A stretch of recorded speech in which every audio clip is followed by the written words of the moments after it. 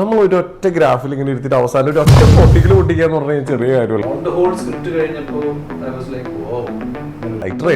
തങ്കക്കുടമേ, എങ്ങനെ ഇങ്ങനത്തെ ഐഡിയാസ് ഒക്കെ എവിടെ നിന്ന് വരണേ? കേക്കട്ടെ, എല്ലാവരും കേക്കട്ടെ. എനിക്ക് അറിഞ്ഞില്ല. ഈ ഷൂട്ട് നടക്കുമ്പോൾ ഒരു കാറ് അപകടത്തിലല്ലോ പെട്ടിട്ടുണ്ടായിരുന്നു. പെട്ടേനെ ലൈഫ് റിസ്ക് ഉള്ള സാധനങ്ങളൊന്നും അങ്ങനെ വലിയ ഇഷ്ടം. വെള്ളം കയറി വരുമ്പോ ഈ പൊത്തുന്നൊക്കെ പാമ്പുകൾ ഇങ്ങനെ വരും. പിടിക്കാൻ ആൾക്കാർ ഇറങ്ങണു. ഞാൻ എന്തുള്ളാണ് ഇരിക്കേണ്ടത്? ഫുള്ള് അപ്പുറത്ത് വിളിക്കാൻ ഞാൻ ഭയങ്കര ഇതെല്ലാം ക്യാമറമാൻ അവിടുന്നുണ്ട്. ഉറക്ക ഷോട്ട് പറഞ്ഞിട്ടുണ്ട്. ഞാൻ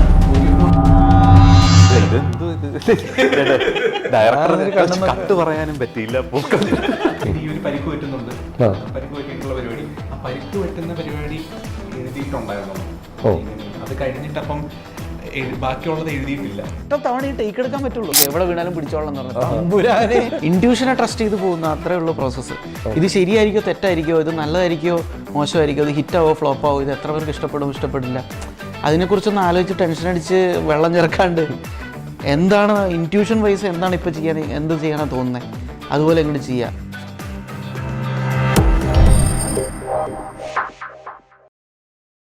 നമസ്കാരം, welcome to Django Space. It me Sreenath K Janardhanan. അപ്പോൾ വീണ്ടും ഒരു സിനിമ വിശേഷമായിട്ട് ഞാൻ എത്തിയിട്ടുണ്ട്. കുറച്ച് ദിവസങ്ങളായിട്ട് എല്ലാവരും ഭയങ്കരമായിട്ട് ചർച്ച ചെയ്യപ്പെടുന്ന ഒരു സിനിമ, എല്ലാവരും നെഞ്ചിലേറ്റിയ സിനിമ, മലയാളം ഫിലിം ഇൻഡസ്ട്രിയെ ഞെട്ടിച്ചൊരു സിനിമ, നമ്മുടെ സ്വന്തം എക്കോ. അപ്പോൾ എക്കോ മൂവിയുടെ വിശേഷവുമായി നമ്മളോടൊപ്പം ചേരുന്നത് നമ്മുടെ സ്വന്തം നരൻ. നമസ്കാരം. അതുപോലെ തന്നെ നമ്മുടെ ബാഹുൽ രമേശ് ആൻഡ് രഞ്ജിത്ത് ശേഖർ. എല്ലാവർക്കും സ്വാഗതം നമ്മുടെ ഷോയിലേക്ക്. Thank you. എന്തായാലും ഭയങ്കര ഹാപ്പി ആയിട്ടാണോ ഈ ഒരു ഇന്റർവ്യൂ. കാരണം നമ്മളെപ്പോഴും പ്രൊമോഷൻ ഇന്റർവ്യൂ സിനിമയ്ക്ക് മുമ്പാണ്, എന്തായിരിക്കും ആഫ്റ്റർ റിലീസ് എന്നാണ് നമ്മളെപ്പോഴും ചർച്ച ചെയ്തത്. ഇതിപ്പോൾ ആഫ്റ്റർ റിലീസ് എന്തായെന്ന് അറിഞ്ഞിട്ട് വന്നിരിക്കുകയാണ്. എല്ലാവരും ഭയങ്കര ഹാപ്പി ആയിട്ട് തന്നെ. എന്തായാലും ആദ്യം തന്നെ നരേറ്റോട് ചോദിക്കട്ടെ, ഈ കഥ നറേറ്റ് ചെയ്യുമ്പോൾ എങ്ങനെയാണ് ഈ ക്യാരക്ടർ കിട്ടിയത്? ഈ ഒരു ക്യാരക്ടർ എങ്ങനെയാണ് ഉൾക്കൊണ്ടത്? നരേഷനെക്കാട്ടിലും ആദ്യം സ്ക്രിപ്റ്റാണ്. ഇത് വായിച്ചുകൊണ്ടിരിക്കുമ്പോൾ നിങ്ങൾ സിനിമ കാണുന്നത് പോലെ തന്നെ ഇത് വായിക്കുമ്പോഴും ഇതൊരു പുതിയൊരു നമ്മളിതുവരെ കാണാത്ത പരിചയം, ഫെമിലിയർ അല്ലാത്ത അധികം ഉള്ളൊരു സ്പേസും കഥാപാത്രങ്ങളും കഥയും ഒക്കെ. അപ്പൊ അതില് നേവിക്കാരന്റെ ക്യാരക്ടർ വരുന്നു. അപ്പൊ ഈ മിസ്റ്ററി എന്ന് പറഞ്ഞ എലിമെന്റ് ഈ കഥയിൽ ഇങ്ങനെ സ്ക്രിപ്റ്റ് വായിക്കുമ്പോൾ നമ്മൾ ഫീൽ ചെയ്യുന്നുണ്ട്. എനിക്ക് തന്നെ ഈ കഥ ഈ നേവിക്കാരൻ്റെ ഇങ്ങനെ ഓരോരോ സീക്വൻസ് കഴിയുമ്പോഴും ഇയാളെ മനസ്സിലാവുന്നില്ല. നല്ലവനാണോ ഇയാളെ മനസ്സിലാവില്ല. അതായിരുന്നു അതിന്റെ ഭംഗി. സാധാരണ നമ്മള് കുറച്ച് സീക്വൻസ് കഴിയുമ്പോൾ എന്തെങ്കിലും അറിയാൻ പറ്റും പിന്നീട്, അല്ലെങ്കിൽ ചിലപ്പോൾ ചില കഥയിൽ ലാസ്റ്റിലായിരിക്കും എന്തെങ്കിലും ഇയാൾ വിചാരിച്ച ആളല്ല. പക്ഷെ ഇതല്ലേ, ഇതിങ്ങനെ പതുക്കെ റിവീൽ ചെയ്ത് ആ ഒരു എക്സൈറ്റ്മെന്റ് ഉണ്ടായിരുന്നു ഫുൾ സ്ക്രിപ്റ്റ്. പിന്നെ എനിക്ക് അതില് ഞാൻ ആകർഷിച്ചൊരു കാര്യം എന്ന് പറഞ്ഞാൽ ഇയാള് ചിന്തിച്ചെടുത്ത് പറയുന്ന കുറെ കാര്യങ്ങൾ.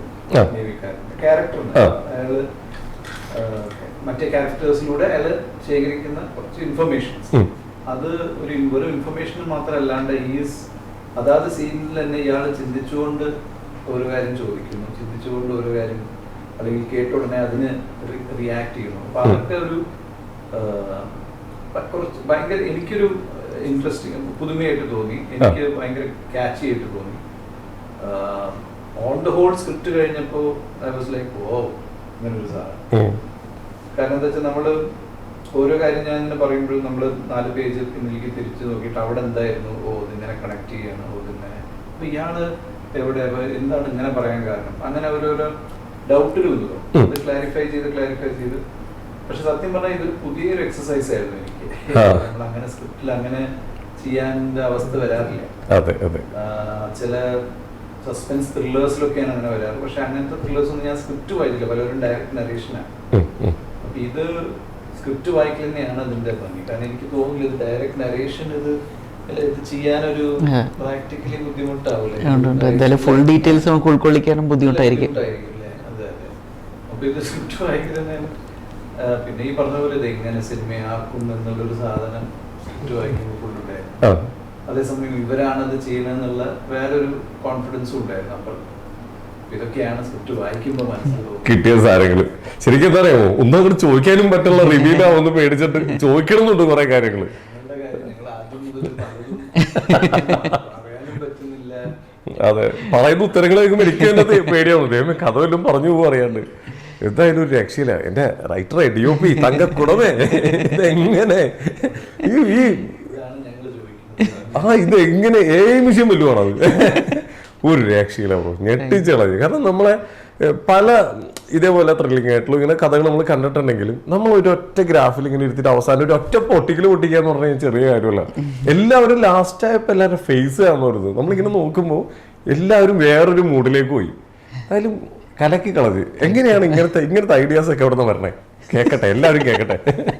എനിക്ക് അറിയില്ല, ഈ എളിമയാണ്. അല്ല അങ്ങനെ ഐഡിയാസ് എന്നുള്ള രീതിയിൽ അങ്ങനെയൊന്നും ചിന്തിക്കുന്നൊന്നുമില്ല. ഒരു ഓർഡറിൽ ഇൻഡ്യൂഷനെ ട്രസ്റ്റ് ചെയ്ത് പോകുന്ന അത്രേ ഉള്ളൂ പ്രോസസ്സ്. ഇത് ശരിയായിരിക്കോ തെറ്റായിരിക്കോ, ഇത് നല്ലതായിരിക്കോ മോശമായിരിക്കോ, ഇത് ഹിറ്റാവോ ഫ്ലോപ്പാവോ, ഇത് എത്ര പേർക്ക് ഇഷ്ടപ്പെടും ഇഷ്ടപ്പെടില്ല, അതിനെക്കുറിച്ചൊന്ന് ആലോചിച്ച് ടെൻഷൻ അടിച്ച് വെള്ളം ചേർക്കാണ്ട് എന്താണ് ഇൻറ്റ്യൂഷൻ വൈസ് എന്താണ് ഇപ്പം ചെയ്യാൻ, എന്ത് ചെയ്യാനാണ് തോന്നുന്നത്, അതുപോലെ ഇങ്ങോട്ട് ചെയ്യുക. അപ്പോൾ ഫോർ എക്സാമ്പിൾ, ഇപ്പോൾ എനിക്ക് എക്സാമ്പിൾ പറയുമ്പോൾ എൻ്റെ മോള് 3 വയസ്സായിട്ടുള്ളൂ.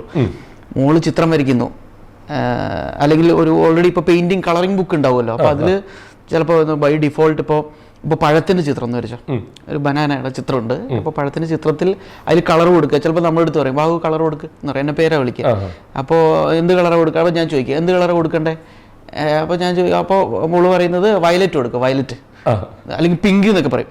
പിങ്ക് കൊടുക്കുക, പിങ്ക് എന്ന് പറയും. അപ്പോൾ പിങ്കോ, പഴത്തിന് യെല്ലോ കളറല്ലേ? അല്ലല്ല, പിങ്കാണ് പഴത്തിൻ്റെ കളറ് എന്ന് പറഞ്ഞിട്ട് ഓക്കെ പിങ്ക് എങ്കിൽ പിങ്ക് എന്ന് പറഞ്ഞിട്ട് കൊടുക്കാനുള്ള. അപ്പോൾ എന്ന് പറഞ്ഞാൽ മോളും അത് ചെയ്യുമ്പോൾ ഓരോ ചിത്രം വരയ്ക്കുമ്പോൾ അവൾക്ക് തോന്നുമല്ലോ എന്തെങ്കിലും വരച്ചിട്ട് അത് പറയും ഇത് തവള, ഇത് താറാവ് എന്നുള്ള രീതിയിൽ. അത് കേട്ടിട്ട് ഇത് കേൾക്കുന്നത് നമ്മൾ എന്ത് വിചാരിക്കുന്നുള്ളതിനെ കുറിച്ച് അവള് ബോധമല്ല. മോക്ക് എന്താണോ ഇഷ്ടം, മോക്ക് ഇങ്ങനെ വരച്ചാലാണ് തവളയായിട്ട് തോന്നുന്നുണ്ടെങ്കിൽ അങ്ങനെ വരയ്ക്കട്ടെ എന്നുള്ള രീതിയിൽ അവർ ഫൺ സീക്ക് ചെയ്യുന്നതാണല്ലോ. അപ്പോൾ അതിൻ്റെ മറ്റ് വേറെ ഔട്ട്കമ്മുകളെ കുറിച്ചിട്ടോ മറ്റൊരാൾ ഇത് എങ്ങനെ എടുക്കുന്നുള്ളതിനെ കുറിച്ചിട്ടോ ടെൻഷൻ അടിച്ചിട്ട് പുള്ളിക്കാരിയുടെ ഒരു ക്രിയേറ്റീവ് ആസ്പിറേഷനെ കോംപ്രമൈസ് ചെയ്യാനോ വെള്ളം ചേർക്കാനോ നോക്കുന്നില്ല മോള്. അപ്പോൾ ഒരു ചെറുപ്പത്തിൽ ഇത് കുറച്ചും ഇപ്പം 3.5 വയസ്സായിട്ടുള്ളൂ. ഇത് കുറച്ചും കൂടെ മുന്നേ ഉള്ളൊരു കാര്യമാണ് ഞാനിപ്പോൾ ഈ പറഞ്ഞത്. അപ്പോൾ ആ ഒരു അനാലജി ആയിട്ട് അത് വേണമെങ്കിൽ പറയാമെന്ന് ഇപ്പോൾ പെട്ടെന്ന് ചോദ്യം വന്നപ്പോൾ ഒരു ഉത്തരമായിട്ട് ഇത് തോന്നി. ഒരു കാര്യം മോളതിൽ ചെയ്യുന്നുള്ളൂ. ഇൻഡ്യൂഷനെ ട്രസ്റ്റ് ചെയ്ത് എനിക്ക് ഇത് വിമാനം ഇങ്ങനെ വരയ്ക്കാൻ തോന്നുന്നു, അങ്ങനെ വരച്ചു. കിഷ്കിന്താകാന്തൊക്കെ കാണുമ്പോൾ ഇത് സംഭവിച്ചു പോയതായിരിക്കും, അടുത്തതും സംഭവിച്ചേക്കുന്നത് അതേപോലെ തന്നെ. അപ്പൊ മനസ്സിലായി ഇത് ചെറിയ കളിയല്ല. അല്ല, പിന്നെ ഈ ഇൻഡ്യൂഷൻ പ്രകാരം പോകാന്നുള്ള കോൾ എടുത്തിട്ട് പോകുമ്പോൾ കോൺഷ്യസ് ആവേണ്ട ഒരു കാര്യം എന്ന് വെച്ചാൽ നമ്മൾ വേറൊരാളുടെ കാശ് വെച്ചിട്ടാണ് ഈ കളി കളിക്കേണ്ടത് എന്നുള്ള ഒരു പരിപൂർണ്ണ ബോധ്യവും ഉത്തരവാദിത്വവും വേണം. അപ്പോൾ വല്ലാണ്ട് സ്കെയിൽ കൂടി പോകരുത്. ഒരു control enough budget worth A shot എന്ന് തോന്നുന്ന രീതിയിലുള്ള വല്ലാണ്ട് റിസ്ക് അല്ല, ഒന്ന് ശ്രമിച്ചു നോക്കാവുന്നതാണെന്ന് പറയുന്നൊരു പേടിപ്പിക്കുന്ന തരത്തിലുള്ള ഒരു വലുപ്പത്തിലേക്ക് ഇത് പോകരുത്. അപ്പോൾ അത് കോൺഷ്യസ് ആവാറുണ്ട് കിഷ്കിന്ധയിലായാലും ഇതായാലും. അപ്പോൾ ആ രീതിയിൽ ഇപ്പോൾ കിഷ്കിന്ധയിൽ നോക്കിക്കഴിഞ്ഞാൽ വളരെ കുറച്ച് ക്യാരക്ടേഴ്സേ ഉള്ളൂ, ക്രൗഡുള്ള സീനുകൾ അധികമില്ല, കൂടുതൽ സീനുകൾ ഏകദേശമൊക്കെ ഒരേ ലൊക്കേഷനിലാണ്. അപ്പോൾ എന്ന് വെച്ചാൽ നമ്പർ ഓഫ് ഡേയ്സിനെയൊക്കെ അത് ഒന്ന് കൺട്രോളിൽ നിർത്താനൊക്കെ അത് ഹെൽപ്പ് ചെയ്യും. ടു മെനി ആർട്ടിസ്റ്റുകൾ വന്നു കഴിഞ്ഞാൽ അതിനും റെമ്യൂണറേഷൻ കാര്യങ്ങൾ അവരുടെ അവൈലബിലിറ്റിയൊക്കെ നോക്കിയിട്ട് ഡേയ്സിൻ്റെ ക്വാണ്ടിറ്റി മാറും. അപ്പോൾ അതൊക്കെയാണ് കിഷ്കിന്ധയിൽ ശ്രദ്ധിച്ചിട്ടുണ്ടായിരുന്നത്. ഒന്നാമത് എഴുതുന്ന സമയം തന്നെ ലോക്ക്ഡൗൺ സമയത്താണ് അത് എഴുതുന്നത്. അപ്പോൾ ആ സമയത്ത് നമ്മുടെ ചുറ്റുപാടിൻ്റെ ഒരു അവസ്ഥ വെച്ചിട്ടാണല്ലോ നമ്മളത് എഴുതുന്നത്. ലോക്ക്ഡൗൺ റിലീസായി കഴിഞ്ഞിട്ടായിരിക്കും ഇത് ഷൂട്ട് ചെയ്യാൻ പറ്റുക എന്നുള്ളത്. ആ സമയത്തെക്കുറിച്ച് നമ്മൾ മറന്നുപോയെന്ന് തോന്നുന്നു ലോക്ക്ഡൗൺ സമയത്ത്. ആ സമയത്ത് വെച്ച് എന്താണ് സിനിമയുടെ ഭാവി, സിനിമ എന്ന് പറയുന്നത് പഴയ പോലെ ഫുൾ ഫ്ലെജ്ഡ് ആയിട്ട് നടക്കുമോ ഇല്ലയോ, നടന്നാൽ തന്നെ എങ്ങനെയായിരിക്കും എന്നുള്ളതിനെക്കുറിച്ചൊന്നും ഒരു ക്ലാരിറ്റി കിട്ടാതിരിക്കുന്ന സമയത്താണല്ലോ ഇതിനെ. അപ്പോൾ ഫണ്ടമെൻ്റൽ എന്താണ് ഇൻഫ്രാസ്ട്രക്ചറൽ ലോജിസ്റ്റിക്സ് വെച്ചിട്ട് എന്ത് ചെയ്യാൻ പറ്റുമോ ആ ഒരു ലിമിറ്റിൻ്റെ അകത്ത് വെച്ചിട്ടുള്ള കളിക്കുള്ള സാധനങ്ങൾ മാത്രമേ അതിൽ ഉൾപ്പെടുത്തിയിട്ടുള്ളൂ. വേഴ്സ് കം വേഴ്സ് കേസിൽ വളരെ ഇൻഡിപെൻഡൻറ്റ് ഒരു 5D വെച്ചിട്ട് S7S വെച്ചിട്ട് ഷൂട്ട് ചെയ്യേണ്ടി വന്നാൽ പോലും സൂപ്പർ റിക്വയർമെൻറ്റ്സ് ഒന്നും വരാത്ത രീതിയിലുള്ളൊരു കണ്ടന്റ് ആയിരിക്കണം. അതാണ് അതിൽ CG റിക്വയർമെൻറ്റ്സ് ഒന്നുമില്ല, വലിയ ഫൈറ്റ് സീക്വൻസ്, റോപ്പ് സാധനങ്ങൾ, അങ്ങനത്തെ ജഗപോക കാര്യങ്ങളില്ല, വണ്ടി ഉപയോഗിച്ചിട്ടുള്ള വലിയ സർക്കസുകളില്ല. അതൊക്കെ ഒന്നും നടന്നില്ലെങ്കിൽ 3 പേരെ വെറുതെ എന്താണ് വണ്ടിയോ കാര്യങ്ങളോ ഒന്നും ഇല്ലാത്തൊരു വീടിൻ്റെ അടുത്ത് കൊണ്ടുപോയിട്ട് ഇരുന്നിട്ടായാലും ഈ കഥ ചെയ്യാൻ പറ്റുന്ന രീതിയിലാണ് കിഷ്കിന്ധ കണ്ടിരിക്കുന്നത്. സൂപ്പർ റിക്വയർമെൻറ്റ്സുകളല്ല, ഡിമാൻഡിങ് അല്ല എന്നുള്ളത്. എക്കോ കിഷ്കിന്ധ എഴുതി കഴിഞ്ഞാൽ ഇമ്മീഡിയറ്റ്ലി എഴുതുന്നതാണ് എക്കോ, കിഷ്കിന്ധയുടെ ഷൂട്ട് തുടങ്ങുന്നതിന് പോലും മുന്നേ. സോ കിഷ്കിന്ധ എഴുതിയ സമയത്തുണ്ടായിരുന്ന മൈൻഡ് സെറ്റും ബാക്ക്ഗ്രൗണ്ട് സിനാരിയോയും ഒത്തിരി ഒന്നും ചേഞ്ച് ആയിട്ടുണ്ടായിരുന്നില്ല. കൊറോണ ലോക്ക്ഡൗൺ നീങ്ങി, ഷൂട്ടുകളൊക്കെ പതിയെ ആയി തുടങ്ങി, പക്ഷെ ഇൻഡസ്ട്രി ഫുൾ ഫ്ലഡ്ജിലേക്ക് എത്തിയിട്ടൊന്നുമില്ല. അപ്പോൾ നമ്മൾ ഒത്തിരി ഡിമാൻഡിങ് ആയിട്ട് ചിന്തിച്ച് കഴിഞ്ഞ് കഴിഞ്ഞാൽ ഇത് നടക്കണം എന്നില്ല. നടന്നു കഴിഞ്ഞാലേ നമുക്ക് അതുകൊണ്ട് പ്രയോജനമുള്ളൂ. പ്രൊഫൈൽ വൈസ്, കരിയർ വൈസ് ആയാലും, ജോലി, ശമ്പളം എന്നുള്ള രീതിയിലായാലും. അപ്പോൾ നടക്കണം, നമുക്ക് വേറെ ജോലിയും ഇല്ലല്ലോ എന്നുള്ള രീതിയിലാണ്. എന്തായാലും സംഭവിച്ചതെല്ലാം നന്നായി, നല്ലതെന്നല്ല പറയാം, നന്നായി, അടിപൊളി. അതുപോലെ രഞ്ജിത് ബ്രോ, നമുക്ക് വളരെ കുറച്ച് ക്യാരക്ടറുകളാണ്, ആ ഓരോ ക്യാരക്ടറും നല്ല രീതിയിൽ രജിസ്റ്റർ ആയിട്ടുണ്ട്. ബ്രദറിൻ്റെ ഇപ്പോൾ നമുക്ക് പറയാൻ പറ്റില്ല അത് ഇത് നെഗറ്റീവാണോ പോസിറ്റീവാണോ ഒന്നും പറയാൻ പറ്റില്ല. പക്ഷേ ആ ഒരു ക്യാരക്ടർ എല്ലാവരും ഉള്ളിലേക്ക് കയറിയിട്ടുണ്ട്. ചെറിയൊരു ഹാർട്ട് ടച്ചിങ് പോലെ നമുക്കൊരു ഫീൽ ചെയ്തിട്ടുണ്ട്. എന്തായാലും എന്താണ് അതിൻ്റെ എക്സ്പീരിയൻസ് പറഞ്ഞത്? എക്സ്പീരിയൻസ് എന്ന് പറയുന്നത് ഇത് വായിച്ചപ്പം തന്നെ ബേസിക്കലി ഇതിനകത്ത് ഞാൻ പറയുന്ന പോലെ ഇപ്പം വായിക്കുന്നതിൽ ഇതെല്ലാം എഴുതി വെച്ചിട്ടുണ്ട്. ഇല അനങ്ങുന്ന പോലും ബാബുജി എഴുതി വെച്ചിട്ടുണ്ട്. ആക്ച്വലി ഇപ്പം നമുക്ക് സിനിമ കാണാം അതിനകത്ത്. അപ്പം എന്നിട്ട് ബാബുജി ഇത് പറയുന്ന സമയത്ത് പറഞ്ഞത് ചെറുതാണ്, നിങ്ങൾക്ക് അങ്ങനെ ഉള്ള കാര്യങ്ങളായിരുന്നു ആദ്യം ഇൻട്രോ. അപ്പം ഞാൻ വായിച്ചു നോക്കുമ്പോൾ ഇതിലെല്ലാം ഉണ്ട്. ആക്ച്വലി ഈ ക്യാരക്ടർ മറ്റേ ഭയങ്കര അലവലാതിയാവും, ചില സമയത്ത് ലൈറ്റർ ആവും. പിന്നെ ഈ ഒരു പരിക്ക് പറ്റുന്നുണ്ട്, പരിക്ക് പറ്റിയിട്ടുള്ള പരിപാടി, ആ പരിക്ക് പറ്റുന്ന പരിപാടി എഴുതിയിട്ടുണ്ടായിരുന്നുള്ളൂ. ഇങ്ങനെ അത് കഴിഞ്ഞിട്ട് അപ്പം ബാക്കിയുള്ളത് എഴുതിയിട്ടില്ല. എങ്ങനെയാണ് സംഭവിക്കുന്നത്? അല്ല, പരിക്ക് പറ്റിയതിന്റെ റിയാക്ഷൻ ഏത് രീതിയിലാണ് വേണ്ടതെന്ന് എഴുതില്ല. ഇങ്ങനെ ഒരു പരിക്ക് പറ്റി അയാൾ അതിന്റെ എഫക്റ്റിലേക്ക് പോകുന്നു, അത്രയും. അതാണ് എനിക്ക് തോന്നുന്നത് ആദ്യമായിട്ട് ഞാൻ എന്തെങ്കിലും എഴുതാതെ കണ്ടത്. അതിൽ എഴുതിയിരിക്കുന്ന സ്റ്റണ്ട് വരെ ബാജി എഴുതിയതാണ്. കല്ലെറിയുന്നത്, മുളയുള്ള എല്ലാം ഞാൻ ചോദിച്ചിട്ട് ഇതിപ്പോ എന്താ ചെയ്യണ്ടേ പറഞ്ഞില്ല. എന്ത് വേണം ചെയ്തോ, എന്താ ചെയ്യാൻ പോകുന്നതെന്ന് ചോദിച്ചു. എന്ത് വേണേ ചെയ്തോ എന്ന് പറഞ്ഞു. അപ്പൊ ഞാൻ എന്ത് ചെയ്യുന്ന വെച്ചാൽ ഇതിന് റെഫറൻസ് ഇല്ല പരിക്ക്. ഞാൻ എവിടെ നോക്കിയിട്ട് ആ പരിക്ക് പറ്റിയിട്ടുള്ള വിഷ്വൽസേ ഉള്ളൂ, പക്ഷെ ആ പരിക്കിന് റെഫറൻസ് ഇല്ല. എല്ലാ സിനിമയും അരിച്ചു കുറക്കി ഇല്ല. പിന്നെ ഞാൻ കുറെ പഠിച്ചു നോക്കി, ഓക്കെ പരിക്ക് പറ്റി എന്താ ചെയ്യുന്നത്. അപ്പൊ ഞാൻ പറഞ്ഞു പരിക്ക് പറ്റി ഇങ്ങനെ ആയിരിക്കും ചെയ്യുന്നത്, ഇങ്ങനെ ഞാൻ ഇങ്ങോട്ട് നടന്നു പോകുന്നുണ്ടാവും. അപ്പൊ പറഞ്ഞു ഓക്കെ, ഇനി അത് വെച്ചിട്ടായിരുന്നു അന്ന് ബാൽജി ഫുൾ സെറ്റ് ചെയ്തതാണ്. ആർക്കും ഇഷ്ടമുള്ള പോലെ ചെയ്തോ.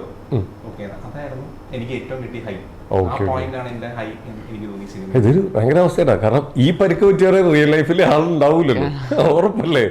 അപ്പൊ അങ്ങനെയാണ് സംഭവങ്ങളൊക്കെ. എല്ലാത്തിനും പുറകിൽ ഓരോരോ സ്റ്റോറീസ് ഉണ്ട്. ചേട്ടാ, നമുക്ക് ഈ എല്ലാത്തിലും ഒരു മൂഡ് പിടിച്ചിട്ടുണ്ട്.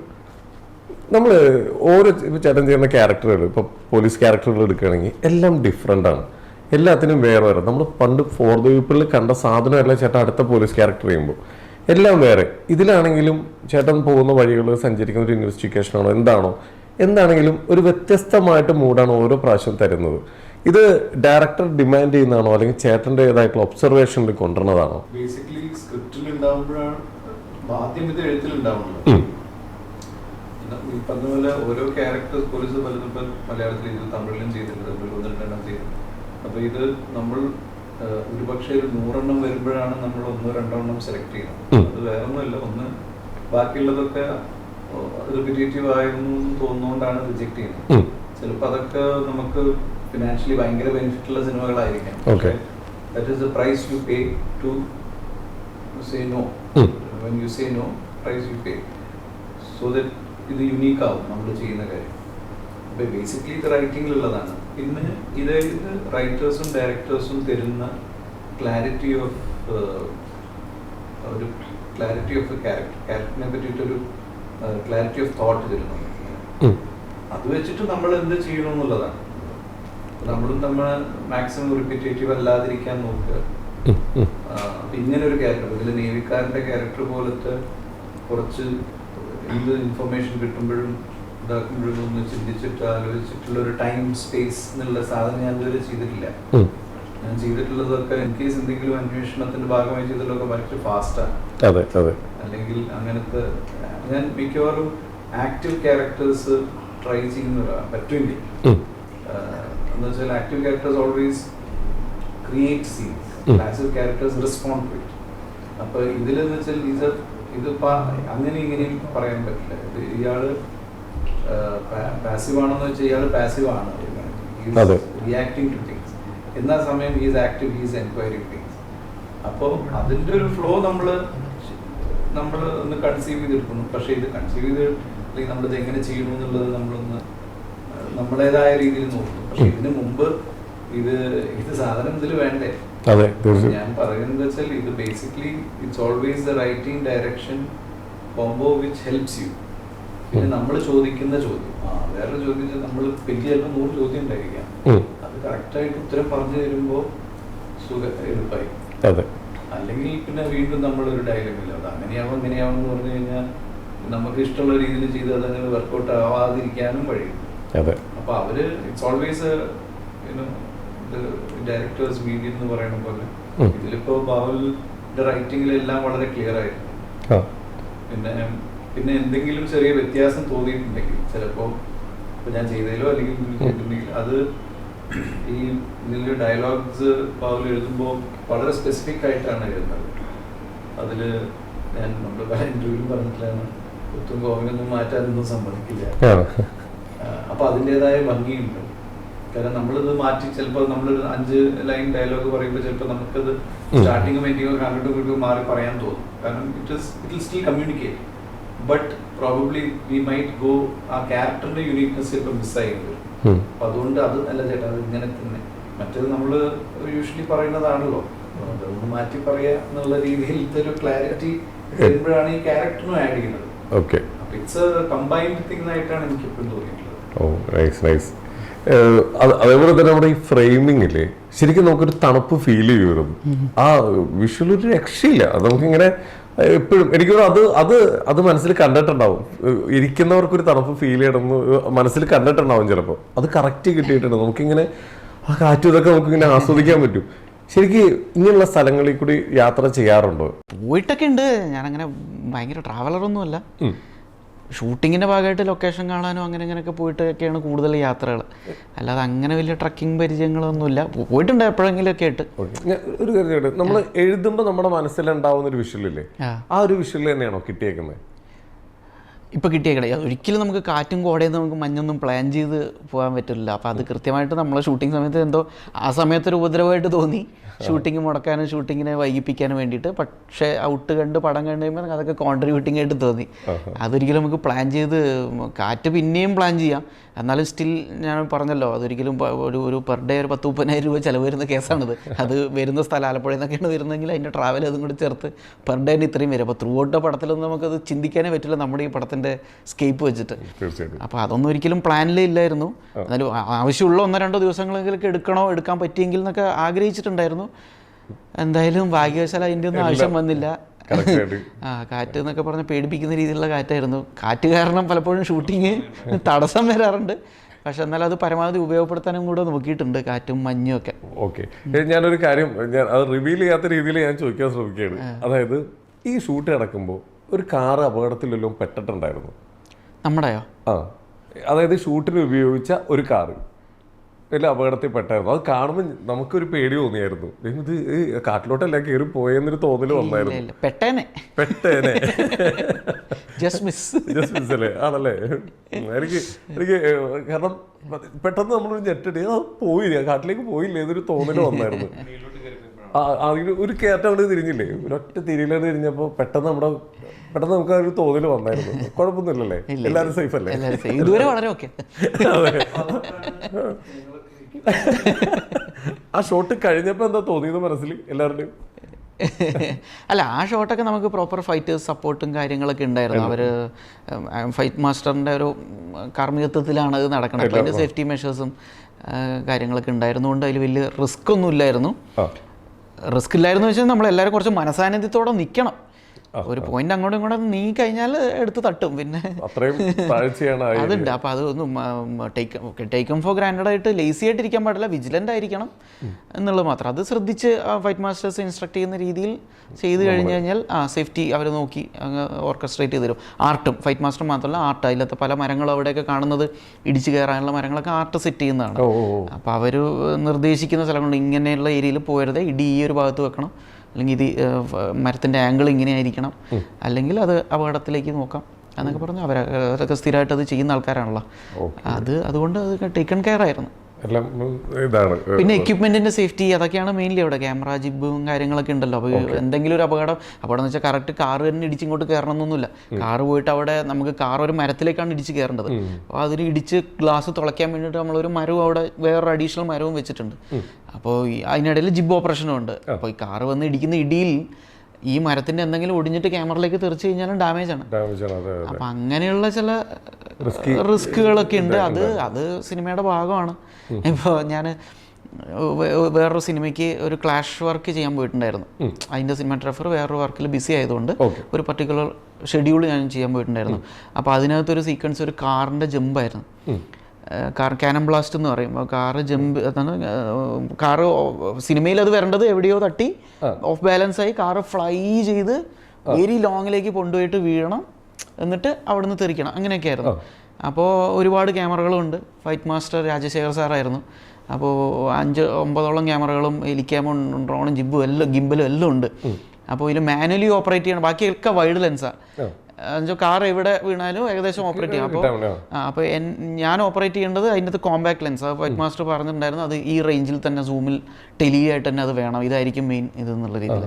അപ്പോൾ ഞാൻ മാസ്റ്ററിൻ്റെ അടുത്ത് ചോദിച്ചു, മാസ്റ്റർ ഇത് എവിടെയായിരിക്കും വന്ന് വീഴുന്നത്? കാരണം ഇത് എന്താണ് ഫ്രാക്ഷൻ ഓഫ് സെക്കൻഡിലൊക്കെ ആയിരിക്കും ഇത് നടക്കുക. അത്രയും ഈ സ്പോർട്സ് ക്യാമറമാരെ ഓപ്പറേറ്റ് ചെയ്യുന്ന കാണുന്നില്ല. അവർക്കൊരു ക്രിക്കറ്റ് ബോൾ എങ്ങോട്ടാണ് പോകുന്നത് എന്നുള്ളത് ആൻറ്റിസിപ്പേറ്റ് ചെയ്ത് വെക്കാനൊന്നും പറ്റില്ല. എന്നാലും കൃത്യം ഫോളോ ചെയ്യുന്ന കാണാറില്ല. അല്ലെങ്കിൽ ടെന്നീസ്, ഷട്ടിൽ, വോളിബോൾ, ഇതിൻ്റെയൊക്കെ ഓപ്പറേഷൻസ്. അപ്പോൾ അതൊക്കെ അതിൽ മിടുക്ക് തെളിയിച്ചിട്ടുള്ള ആൾക്കാരാണ്. ഇത് ശേഷം ഞാൻ ആദ്യമായിട്ടാണ് ഇത് ഹാൻഡിൽ ചെയ്യുന്നത്. എനിക്കിത് ഓപ്പറേറ്റ് ചെയ്ത് ശീലമില്ല. അപ്പോൾ ഞാൻ മാസ്റ്ററിൻ്റെ അടുത്ത് ചോദിച്ചു, ഈ വണ്ടി ഒക്കെ അവിടുന്ന് റാമ്പിൽ നിന്ന് ഫ്ലൈ ചെയ്യും. ഫ്ലൈ ചെയ്ത് കഴിഞ്ഞിട്ട് ഇത് എവിടെയായിരിക്കും ലാൻഡ് ആവുക? നമുക്ക് കൃത്യം എന്നാലേ നമുക്ക് ആൻറ്റിസിപ്പേഷൻ പ്ലാൻ ചെയ്യാൻ പറ്റും, പാനിങ്. അപ്പോൾ ഫൈറ്റ് മാസ്റ്റർ തന്നെ പറയണം അത് സ്വല്ലം മുടിയത്. അത് ശരി, നിങ്ങൾക്ക് അറിഞ്ഞൂടെ? ഇല്ലല്ല, അതെല്ലാം സ്വല്ലം മുടിയത്, അത് അങ്ങനെ ആയിരിക്കും, എവിടെ വീണാലും പിടിച്ചോളാം എന്ന് പറഞ്ഞു. തമ്പുരാനെ. അപ്പോൾ ഇത് മിസ്സായാലെന്ന് വെച്ച് കഴിഞ്ഞാൽ ഇത് ഒറ്റ തവണ ഈ ടേക്ക് എടുക്കാൻ പറ്റുള്ളൂ. ഒരു ഫുൾ ക്രൂ മൊത്തത്തിൽ അതിന് ചെന്നൈയിൽ വന്ന് ഇരിക്കുകയാണ് ഈ ഷോട്ട് എടുക്കാൻ വേണ്ടി. കാരണം അങ്ങനെ ഒരു ഓപ്പൺ ഒരു ഹൈവേ പോലെ തോന്നിക്കുകയും വേണം എന്നുള്ളത് കൊണ്ട്. അപ്പോൾ അത് മിസ്സായി കഴിഞ്ഞ് കഴിഞ്ഞാൽ പുള്ളിയുടെ വായിലിരിക്കണം ഞാനും കേൾക്കേണ്ടി വരും, ഞാൻ മിസ്സാക്കി എന്ന് അറിയേണ്ടി വരും. അപ്പോൾ പുള്ളിക്ക് അങ്ങനെയുള്ള അനുഭവങ്ങളും വേറൊരു സിനിമയിൽ ഉണ്ടായിട്ടുണ്ട്. അതിന് ഒരുപാട് 6-7 ക്യാമറകളൊക്കെ വെച്ചിട്ട് ഒരു മലയാളം സിനിമയിൽ തന്നെ ഒരു പോപ്പുലർ ആക്സിഡൻറ്റ് സീക്വൻസിന് വേണ്ടി സെറ്റ് ചെയ്തിട്ട് ആവശ്യമുള്ള ക്യാമറകളിലൊന്നും അത് മെയിൻ ക്യാമറസിലൊന്നും അത് കൃത്യമായിട്ട് കിട്ടിയില്ല. ഇപ്പോൾ ഒരുപാട് ക്യാമറകൾ ഉണ്ടാകുമ്പോൾ അത്രയും ഓപ്പറേറ്റ് ചെയ്യാനുള്ള ക്രൂ ഒന്നും നമുക്ക് ഉണ്ടാവില്ല. അപ്പോൾ പലതും മെയിൻ ക്യാമറ ഒന്ന് ചിലപ്പോൾ നമ്മൾ ഓപ്പറേറ്റ് ചെയ്യും, ഇല്ല നമ്മുടെ കൂടെയുള്ള അസോസിയേറ്റ് മറ്റ് 2 ഓപ്പറേറ്റ് ചെയ്യും. പിന്നെ ഫൈറ്റ് മാസ്റ്റർ ചിലപ്പോൾ 1 ഓപ്പറേറ്റ് ചെയ്യും. പിന്നെ വേറെ ഫൈറ്റ് മാസ്റ്ററിൻ്റെ അസിസ്റ്റൻറ്റും ചിലപ്പോൾ ഓപ്പറേറ്റ് ചെയ്യും. ഇങ്ങനെയൊക്കെ ഉണ്ടാവാറുണ്ട്. ഗതി കിട്ട് കഴിഞ്ഞാൽ ചിലപ്പോൾ വേറെ ഇതിലൊന്നും പെടാത്തൊരു പവയെ കുടിച്ചുകൊണ്ട് പോലും ഓപ്പറേറ്റ് ചെയ്യേണ്ടി വരും.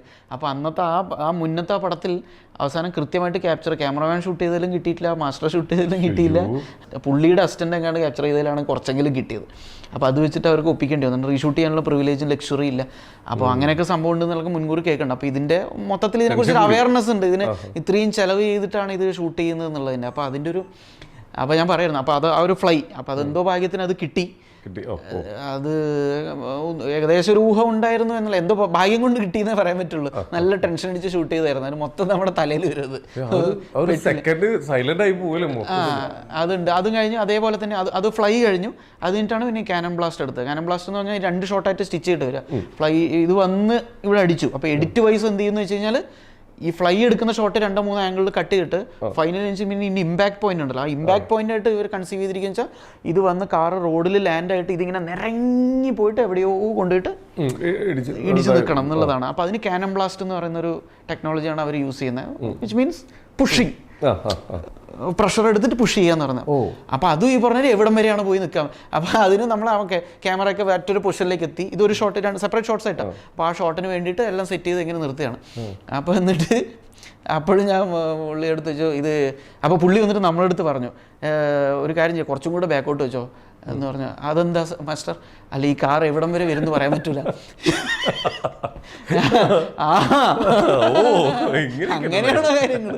അപ്പോൾ ഏകദേശം എവിടം വരെ പോകേണ്ടി വരും അത് പറയാൻ പറ്റില്ല. എന്നാലും കുറച്ചങ്ങോട്ട് മാറ്റി വെച്ചോളൂ എന്ന് പറഞ്ഞല്ലേ. എപ്പോഴും ഈ ടെലി ഓപ്പറേറ്റ് ചെയ്യുന്ന അത് ഫ്രണ്ടൽ വ്യൂ വേണ്ട സ്ഥലത്താണ്, ഡേഞ്ചറസ് പൊസിഷനിലാണ് ഞാൻ നിൽക്കണേ. അപ്പോൾ 2 ടെൻഷനാണ്. ഒന്ന് അപകടം പറ്റാൻ പാടില്ല എന്നുള്ള ടെൻഷൻ, പിന്നെ നമ്മുടെ എറർ കാരണം ഈ ഷോട്ട് മിസ്സാവാൻ പാടില്ല ടെൻഷൻ. അപ്പോൾ ഞാൻ അത് പറയാം, ഒരു അനക്ഡോട്ട് ഓർമ്മ വന്നപ്പോൾ ഷെയർ ചെയ്തെന്നുള്ളൂ, ജനറിക് മറുപടി ആയി പോകാണ്ടിരിക്കാൻ വേണ്ടിയിട്ട്. അപ്പോൾ ഈ പറഞ്ഞ പോലെയാണ്, നമ്മൾ പ്രതീക്ഷിക്കാത്ത രീതിയിലായിരിക്കും ഇങ്ങനെയുള്ള സീക്വൻസുകൾ വരുമ്പോൾ പലതും സംഭവിക്കുക. അപ്പോൾ അതിനൊക്കെ പ്രിപ്പയർഡ് ആയിരിക്കണം, അത്തരത്തിലുള്ള റിസ്ക്കുകൾ അലേർട്ടായിരിക്കണം. നരേട്ടൻ ഇതുപോലത്തെ ഏതെങ്കിലും റിസ്കി സംഭവങ്ങൾ? നമ്മൾ ഓടിച്ചിരുന്ന കാറിൽ തന്നെ ബ്രേക്ക് വളരെ കുറവായിരുന്നു. അപ്പോൾ അത് നല്ല റിസ്കി സീക്വൻസ് ആയിരുന്നു ഷൂട്ട് ചെയ്യാൻ. കാരണം ഹെയർ പിൻ ബെൻഡുകളൊക്കെ ഉണ്ടായിരുന്നു. അപ്പോൾ ഭയങ്കര റിസ്ക് ആയിട്ട് തന്നെ നമ്മൾ കാറിൻ്റെതായ പ്രശ്നങ്ങളുണ്ട്. ഇന്നത്തെ പോലത്തെ ഡിസ്ക് ബ്രേക്ക് ഒന്നും റിയർ വ്യൂ മിറർ ഇല്ല, ഹാൻഡ് ബ്രേക്ക് ഇല്ല.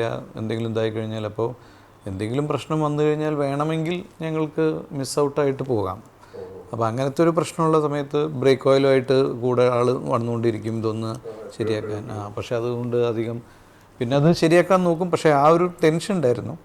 പിന്നെ ഞാനിതുപോലെ കുറച്ച് ഇങ്ങനത്തെ പല പടങ്ങളിലും എങ്ങനെ ഇത് കാറിൻ്റെ അല്ല പല റിസ്കി സംഭവങ്ങൾ ഇടയ്ക്കിടയ്ക്ക് എന്തെങ്കിലുമൊക്കെ വരാറുണ്ട്. തമിഴിൽ പലപ്പോഴും വന്നിട്ടുണ്ട്. അപ്പോൾ ചിലത് ഇപ്പോൾ ആലോചിച്ച് നോക്കുമ്പോൾ ഭയങ്കര രസമാണ് കേൾക്കുമ്പോൾ. അപ്പോഴുള്ള ടെൻഷൻ നമുക്കല്ലേ അറിയൂ. അത് ഇഷ്ടമാണോ അങ്ങനെയൊക്കെ ചെയ്യുന്നത്? എനിക്ക് ഭയങ്കര ഇഷ്ടമാണ്. പിന്നെ ഇഷ്ടത്തിൻ്റെ അല്ല, അങ്ങനെ ആരൊക്കെ അങ്ങനെ നമ്മൾ ലൈഫ് ഞാൻ വളരെ ഈ മറ്റേ കത്തുക്കുട്ടി എന്ന് പറഞ്ഞത് മലയാളത്തിൽ ആരും കണ്ടിട്ടില്ല. കത്തുക്കുട്ടി എന്ന് പറഞ്ഞൊരു പടമുണ്ട്.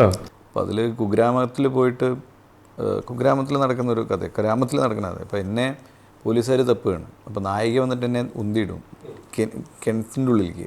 എന്നിട്ട് പോലീസിനെ വിളിക്കാൻ വേണ്ടിയിട്ടാണ്, പിടിപ്പിക്കാൻ വേണ്ടിയിട്ടാണ്. അപ്പോൾ അവിടെ ചെന്നിട്ട് ഗ്രാമത്തിൽ നോക്കിയപ്പോൾ ഈ മറ്റേ പൊട്ടക്കിണറോ മറ്റേ വലിയ കിണറുണ്ട്. നമ്മുടെ സാധാരണ കിണറ്റിൻ്റെ ഒരു 10-20 അളവ് വലുപ്പമുള്ളത്. ഇപ്പോൾ ഈ റൂമിൻ്റെയൊക്കെ സൈസ് ഉണ്ടാവും. ഈ റൂമിൻ്റെ ഇതിലാണ് ഷൂട്ട്. ഇതിൻ്റെ ഉള്ളിലേക്ക് വീഴുണ്ട്. ചെന്ന് നോക്കുമ്പോൾ വെള്ളം കാണുന്നില്ല. കാരണം വെള്ളം തീരെ അതിൻ്റെ അറ്റത്ത്. അപ്പോൾ ഷൂട്ട് ചെയ്യാൻ പറ്റില്ല.